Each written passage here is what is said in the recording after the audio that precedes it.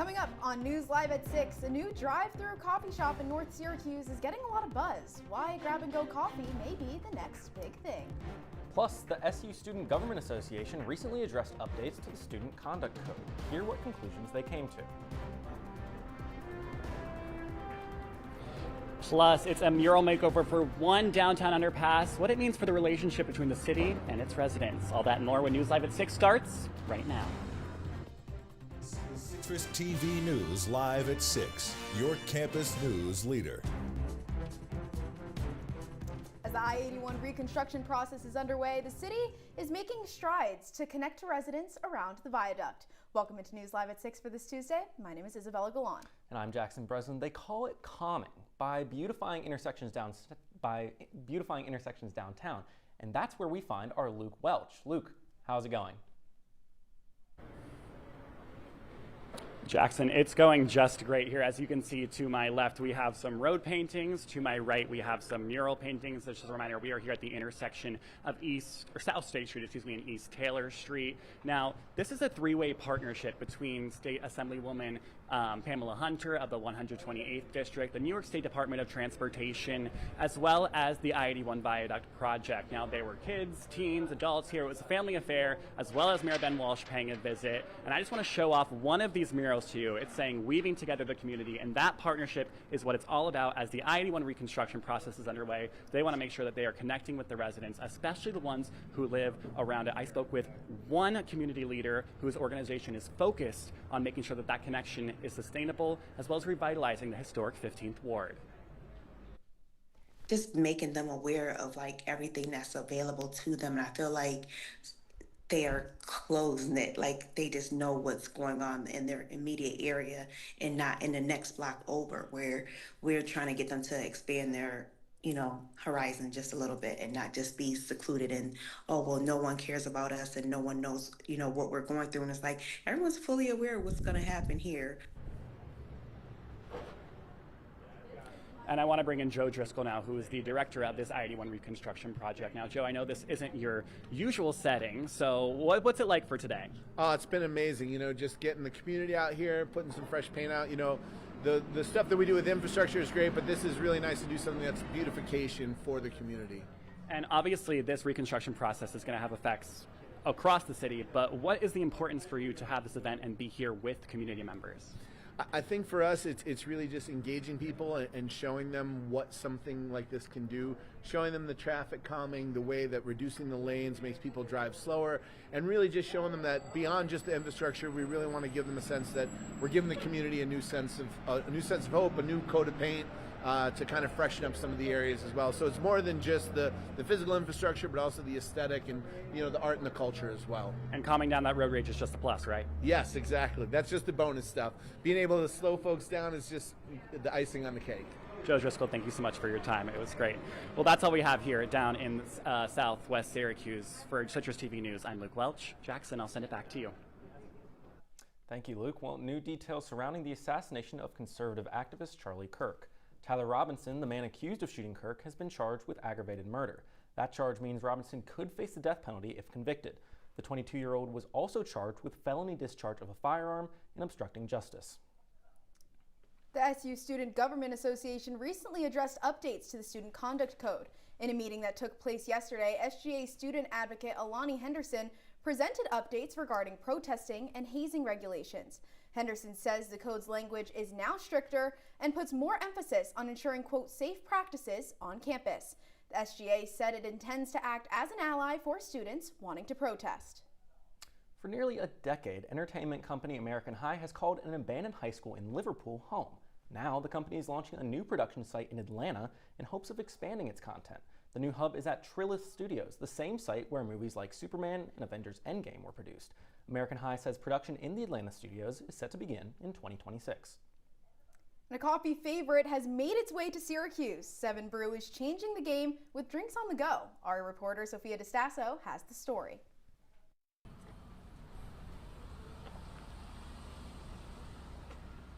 A new upstate New York favorite has opened up in Syracuse. Seven Brew is stirring up the coffee scene with drinks on the go. For me, I think it's probably been one of the most popular places. A lot of people have been talking about it. I have people come in. I still have new people that come in every day that love it. They're like, oh, it's my first time. I just wanted to try it. I see it on TikTok or whatever. Employee Keely O'Mara says the rush isn't just in the coffees. It's about creating relationships with the people she meets. It's definitely gotten really busy, and honestly, the type of people coming here now is just they're all so fun. I don't know, it's just fun to meet everyone. Employee Daniel Sienkiewicz says Seven Brew brings people together from all over. Students, I think that they're liking it. I've noticed a lot of them come through because when we take orders, we take people's numbers so we can put them in our loyalty program. And I noticed that they have all the different area codes. I'm like, oh, where are you from? They're like, oh, Massachusetts. They're like, you guys said you're from different area codes. So we have been getting quite a few college students as well. Seven Brew doesn't just offer coffee, they offer a variety of drinks, such as energy drinks. Right now, the most popular thing is probably pumpkin. Obviously, it's fall time. It just came out. Other than that, it's been probably banana bread blondie is a big one. And then for energies, I'd say it's probably Ocean Breeze, which is blue raspberry and coconut. Sienkiewicz explains how the work environment pours straight into the quality of the business. Camaraderie, and everybody is so nice. That's what we try to give. We try to give kindness. Everybody who comes through, I have people that come through every day that are here more than I am. They're like, oh, hey, how you doing? They always ask how I'm doing, and just the people I work with, they're great. Seven Brew encourages customers to come for the drinks and stay for the people. For Citrus TV News, I'm Sophia DiStasso. Sophia, thank you so much. You know, if I liked coffee, I wish I did, but I don't. But if I did, today would be the perfect day for an iced coffee. Am I wrong? No, you are absolutely right, Isabella. I got a question for you. Do you get deja vu?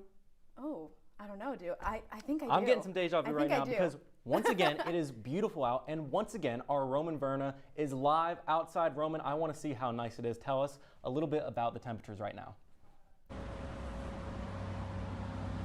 Yeah, guys, well, no deja vu, but plenty of iced coffee today because it's a beautiful 77 degrees right now, even as we get into these 6 p.m. and on hours. You can look right behind me down Waverly Avenue. The sun is still out, and so are students in shorts, t-shirts, and I wish I didn't have to wear the suit jacket because the temperature out here is absolutely beautiful. Now moving into tonight, temperature is still going to remain around the same, going to dip into the high 50s for a little bit, but come right back up for tomorrow morning. So maybe a sweatshirt on your walk to an early class or something. But other than that, it's really going to stay beautiful. You can hear more about the full 5-day forecast for later this week and some interesting drought warnings coming up later in the show. Guys? Thank you so much, Roman. I'm a little jealous. He keeps getting to go outside and we're stuck It's inside. so on this nice, beautiful day. and once again, we're here in the studio instead of enjoying the sun. I know. But you know what? Maybe one day we'll be able to switch with him. We'll Here's do a hoping. little April Fool's Day prank. We'll see. But a new partnership between Maxwell and the VA offers healthy food and nutrition education to veterans. Citrus TV's Benjamin Lefkowitz is here in studio and has more details on this initiative.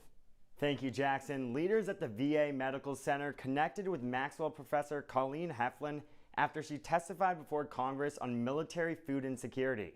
The goal? To use her expertise to support veterans in Central New York.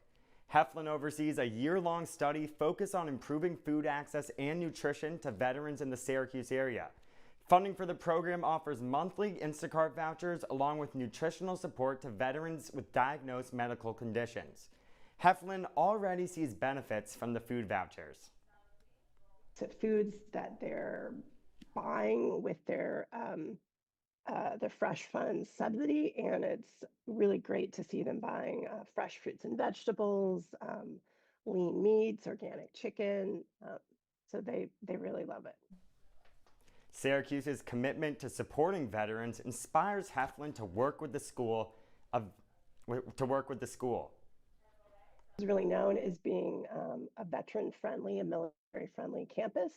This is one of the reasons I came to SU. I had an interest in veteran food insecurity before I came here, and I'm really excited to be able to join with my colleagues to be able to support veterans in this way. The potential for the project expands beyond Syracuse. The findings could influence other public health programs in the future. For Citrus TV News, I'm Benjamin Lefkowitz. Thank you so much, Benjamin. Governor Kathy Hochul met with owners and remaining employees at Nutrition Bar Confectioners in Cato yesterday morning. The governor shared the details from those still there, stating, quote, "They literally had white people over here and brown over here," is how they said it. "That separation was cruel to me. It was un-American. It's abhorrent to see that kind of activity," end quote. Well, staying with the governor, she says crime in the city of Syracuse is down 28% from last year after a $6.7 million investment in law enforcement technology. Hochul visited the Syracuse Police Department's public safety building yesterday, highlighting the department's newest upgrades. Now, these upgrades were part of a $127 million statewide grant. The funds went towards purchasing a crime analysis center, a robotic police dog, and drones.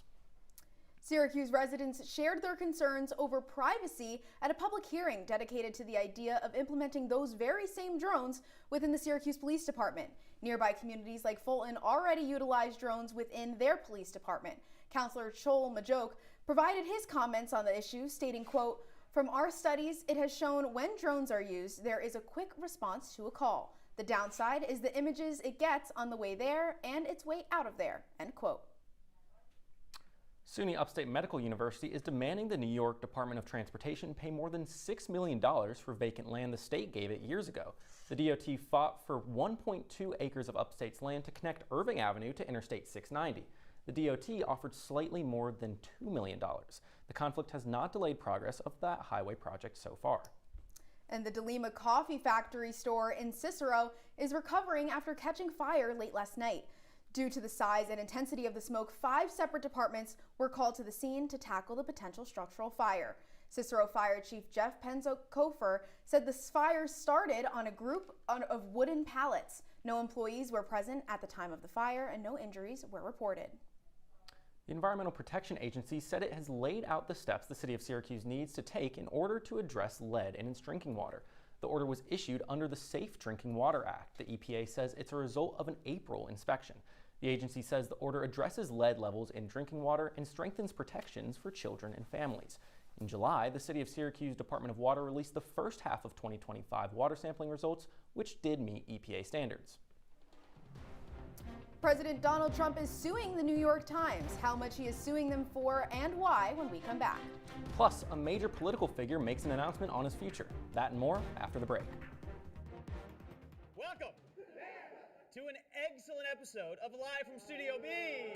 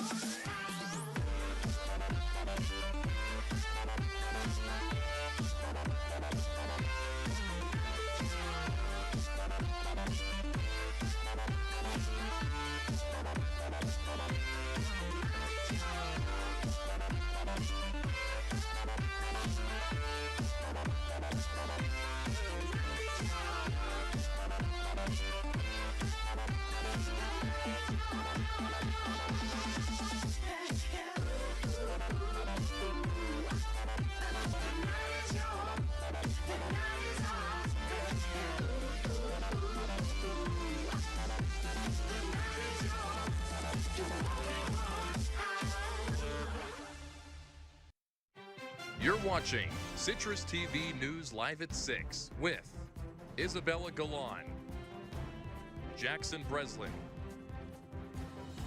and Roman Verna.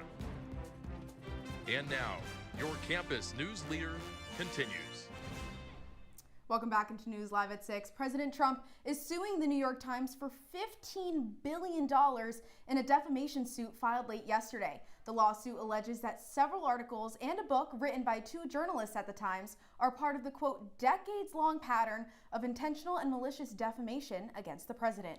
In a Truth Social post last night, Trump said, quote, "The Times has engaged in a decades-long method of lying about your favorite president, me, my family business, the America First movement, MAGA, and our nation as a whole," end quote.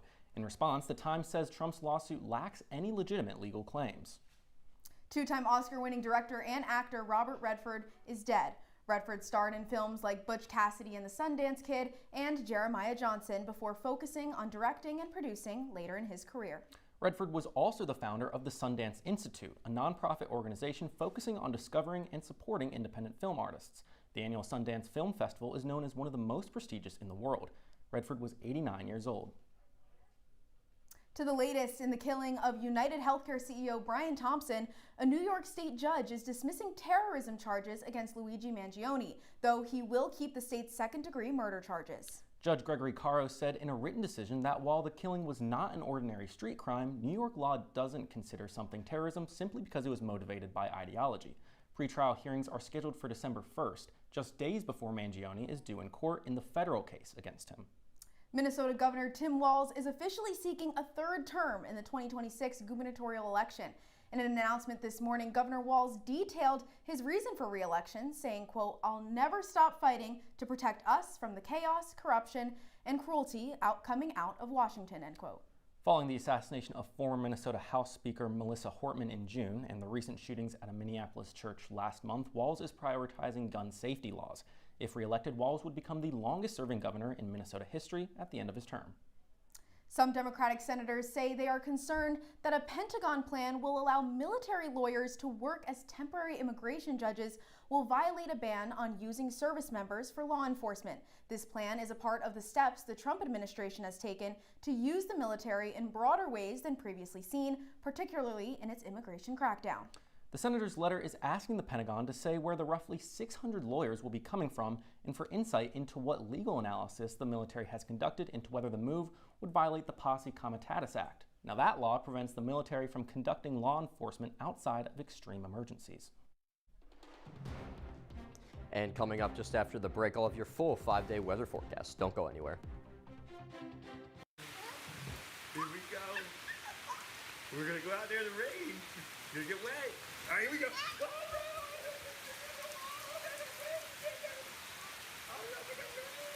Okay, quick.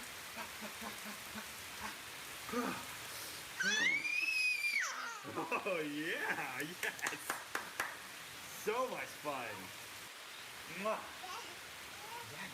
We're getting so wet.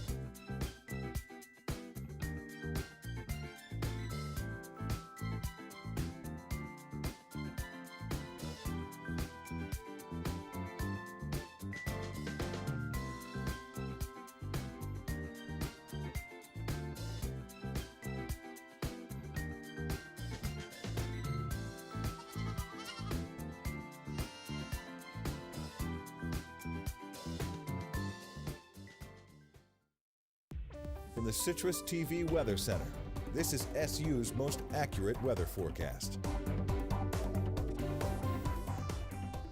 Welcome back to News Live at 6. Now look at your full 5-day weather forecast here. Guys, a lot of sun right now. Full sun for pretty much the rest of the week. Light cloud cover tomorrow and then Saturday, but no rain in sight. We're going to see temperatures in the high 70s for tomorrow and then the following day, and a little dip into the 65s. So maybe that's a day you want to just a little warmer, especially if you got a long walk ahead of you, but just gonna pick right back up. Now what we are gonna see drop down is those low temperatures. That's what we're gonna see, some more seasonably fall weather as we get into this last week of summer. But now, as we go into the drought season here in Syracuse. We're seeing some interesting patterns here. If you look at this map, you can see we're at red dot right there, and most of the state, or excuse me, parts of the state are in a no drought warning, but you can see Syracuse here just peaks into this drought watch area. Now the moderate drought area is starting to encroach in on us, and then you can even see up by Lake Champlain, there is a severe drought warning in effect. So if we don't get some rain in the next week, or even a little more after that, we're definitely going to see some further water problems. That's all I have for now, guys. Thank you so much, Roman. Now, President Trump has extended the TikTok ban deadline for the 4th time this year. Treasury Secretary Scott Bessent stated that the U.S. has secured a, quote, framework for the TikTok deal during trade talks with Chinese officials. Trump is set to speak with Chinese President Xi Jinping on Friday to complete the deal. The third extension was set to expire in the U.S. tomorrow, but with the new order, the app will now be available until December 16th. The original deadline for the ban was January 19th of this year, which was the day before Trump took office for his second term. Now, Isabella, you know, one thing that I'm hoping gets extended well into January is Syracuse football. I know our sports anchor Hudson Ridley has some more on their season. Hudson, what's coming up in sports? You're certainly right, Jackson. The only problem would be that they have to take down Clemson. The Orange matchup with Clemson this weekend. We'll have more on that matchup straight ahead.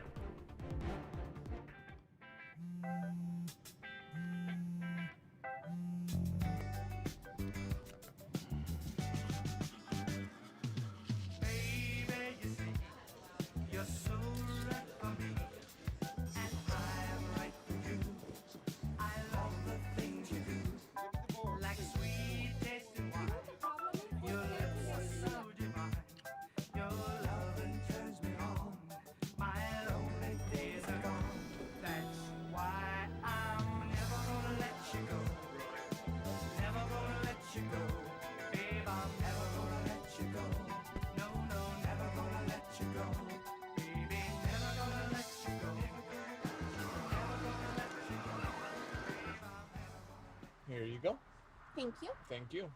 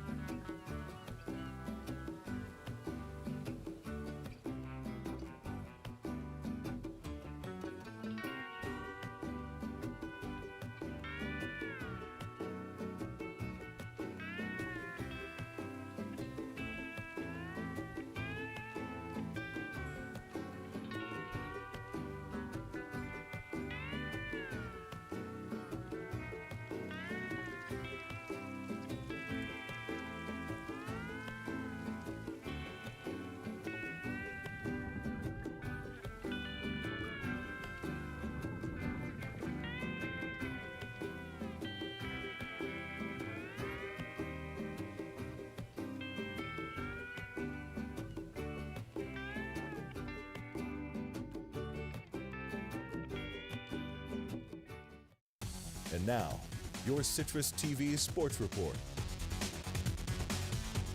Things may start to get scary for Syracuse football this week. Welcome to Sports. I'm Hudson Ridley. If you want to picture yourself holding back someone who's 350 pounds, that's not easy. SU's offensive line has to do that every single week. But Orange head coach Fran Brown knows that the Clemson pass rush this week is different.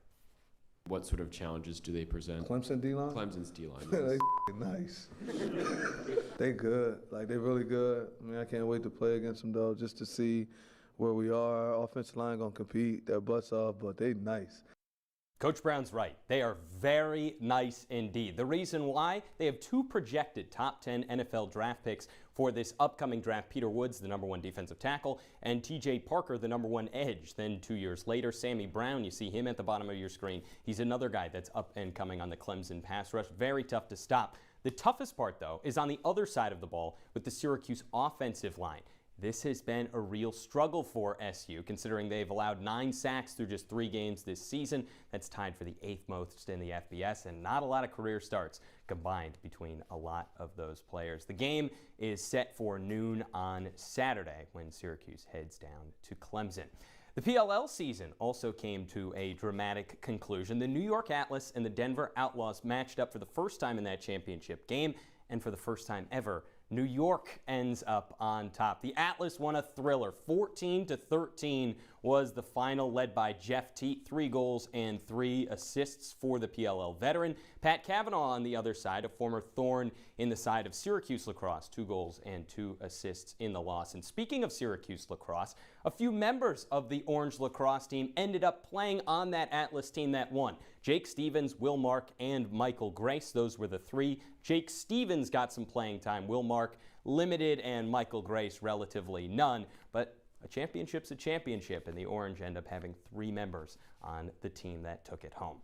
Only 12 more days, too, until the MLB regular season is over. For both the Mets and the Yankees at this point, every game counts in order to try to make a push for the playoffs. Right now, New York is squarely cemented in a 1.5 lead at the top of the AL wildcard spot. Tonight, New York hits Minnesota to take on the Twins. On the other side, though, the Mets, not so much. 1.5 lead on that final NL wildcard spot, and things are not looking good for New York. Clay Holmes gets the start today. Yeah, Hudson, going back to PLL, I didn't even know that professional lacrosse was a thing. I think maybe I'm the only one. I may be the dark. No, I don't think a lot of people do. They keep switching leagues and changing things, and you don't get paid a lot. My mom actually used to work with the guy who played in the PLL as like at a desk job, which is what happens because you make no money playing in the PLL. But those guys get fame from a championship. Hudson, thank you so much. After the break, we'll have one last look at your wake-up weather. Don't go anywhere.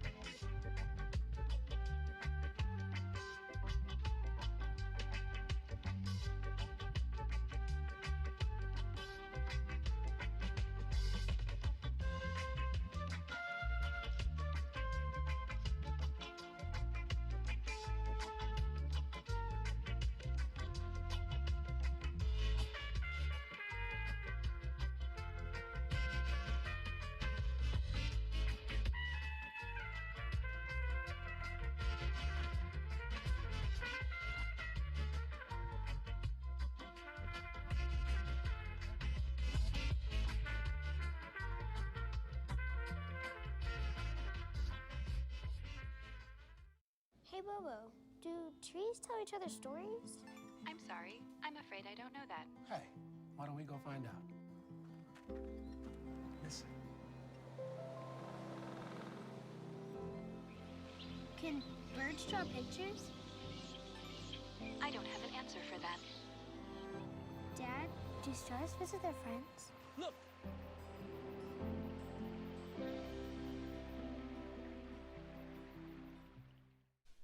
Now, quick look at your wake-up weather. It's going to be a little dip into the 50s when you wake up, but don't be deterred because that sun is going to come right back out with full strength by the end of the day. So really nothing to worry about going into it. Well, that is great news, and that would be great, too, to go to a festival. Speaking of festivals, it may not be festival season yet, but it is never too early to start planning, and Coachella has announced its 2026 lineup for this year and includes headliners Sabrina Carpenter, Justin Bieber, and Karol G.